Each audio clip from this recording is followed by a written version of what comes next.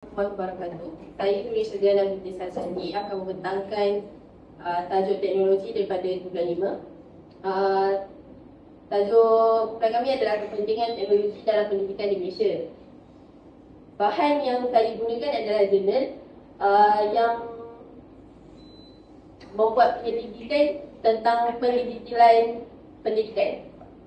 Tujuan jurnal ini adalah untuk mewujudkan barisan pendidik serta murid dalam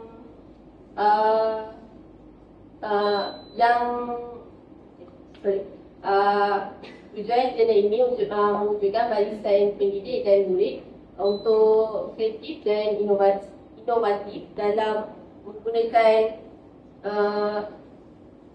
peranti digital pada zaman sekarang. Ini dapat menyediakan generasi fasih dalam menggunakan peranti digital ataupun akses internet supaya mereka tidak mengalami agar mereka dapat mengetahui masalah yang mereka hadapi dalam digital ini. Jurnal ini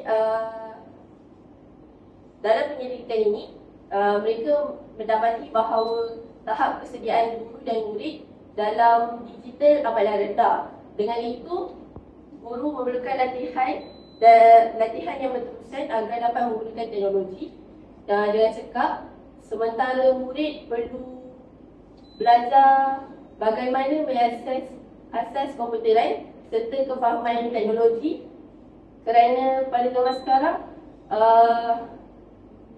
guru lebih memilih belajar menggunakan aplikasi agar memudahkan mereka untuk membentangkan dan menyuarakan maklumat-maklumat mereka di hadapan. Ini adalah kandungan ataupun inisiatif jurnal ini, di mana mereka menggunakan cerdik yang bertujuan untuk merapatkan jurang pembelajaran digital.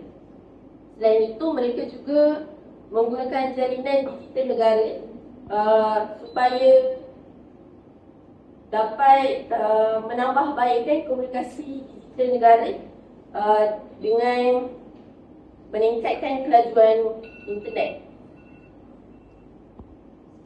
Kesimpulannya, teknologi tidak dapat menggantikan guru yang hebat, tetapi teknologi di tangan guru yang hebat boleh menjadikan transformasi. Sekian, terima kasih. Ada soalan?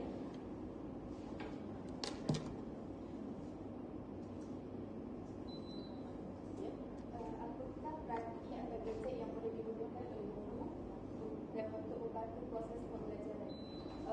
Peranti guru boleh menggunakan sebagai contoh laptop ataupun display supaya mereka dapat memaparkan slide ataupun video yang menarik kepada murid-murid. Itu sahaja. Terima kasih.